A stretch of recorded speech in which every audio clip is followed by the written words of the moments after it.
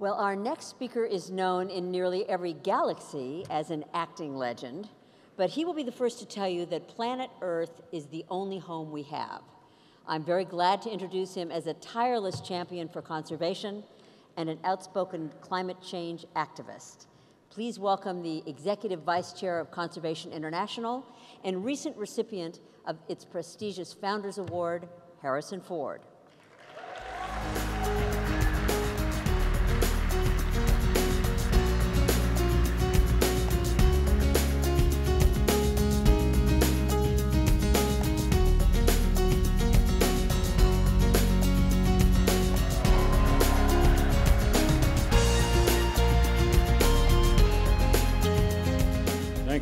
Thank you very much.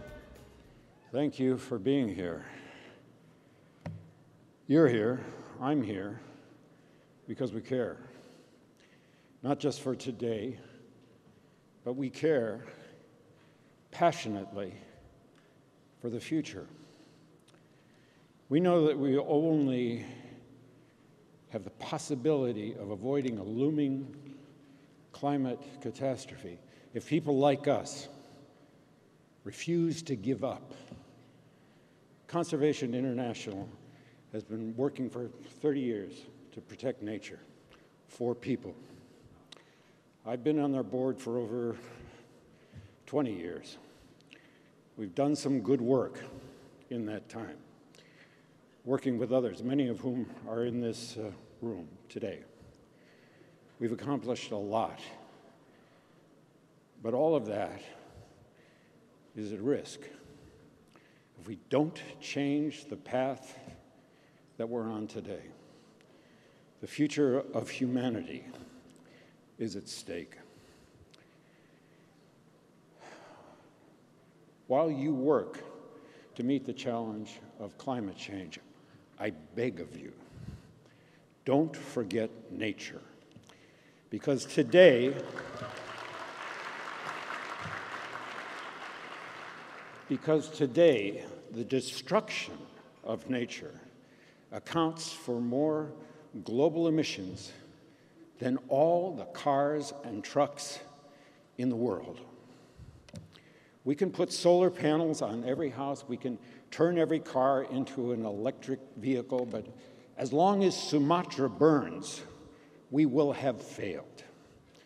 So long as the Amazon's great forests are slashed and burned, so long as the protected lands of tribal people, indigenous people, are allowed to be encroached upon, so long as wetlands and bog peats are destroyed, our climate goals will remain out of reach, and we will be shit out of time.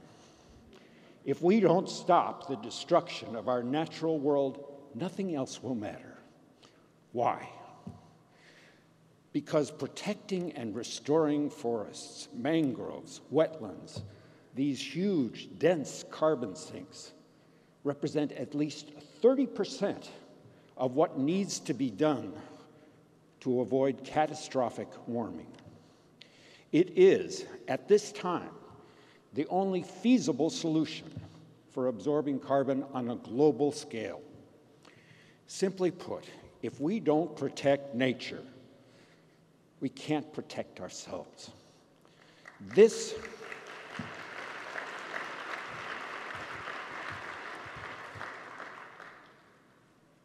is what we need to do. We need to include nature in every corporate, state, and national climate goal. Put in place the plans, the timetables to meet those goals. Invest in mangroves and tropical forests in the same way invest in renewable energy. Work to end the destruction of these ecosystems. Commit to the effort in the next decade to secure them for the future. Pursue research in reforestation like we pursue research in carbon capture and storage. Set a goal to cut costs and increase scale dramatically. empower indigenous communities to use their knowledge, their history, their imaginations, our science to save their heritage and their lands, respect and ensure their rights. Educate and elect leaders who believe in science and understand the importance of protecting nature. Stop, for God's sake, the denigration of science. Stop giving power to people who don't believe in science, or worse than that, pretend they don't believe in science for their own self-interest.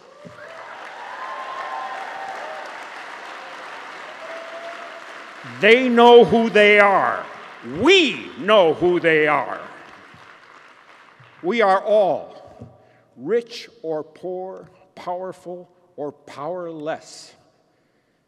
We will all suffer the effects of climate change and ecosystem destruction, and we are facing what is quickly becoming the greatest moral crisis of our time, that those least responsible will bear the greatest costs.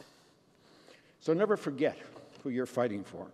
It's the fisherman in Colombia, the fisherman in Somalia who wonders where their next catch is coming from and wonders why the government can't protect them from a factory fishing from across the world. It's the mother in the Philippines who's worried that the next big storm is going to rip her infant out of her arms. It's the people right here in California, people on the East Coast, people in California who are fleeing from unprecedented fires. People on the East Coast are facing the worst storms in recorded history. It's our own country, our own community, our own families. This is the core truth.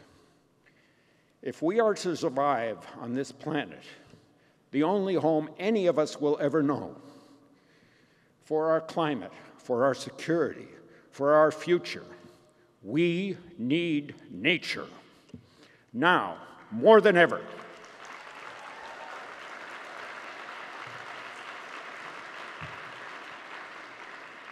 Because nature doesn't need people. People need nature. So let's turn off our phones, let's roll up our sleeves, and let's kick this monster's ass.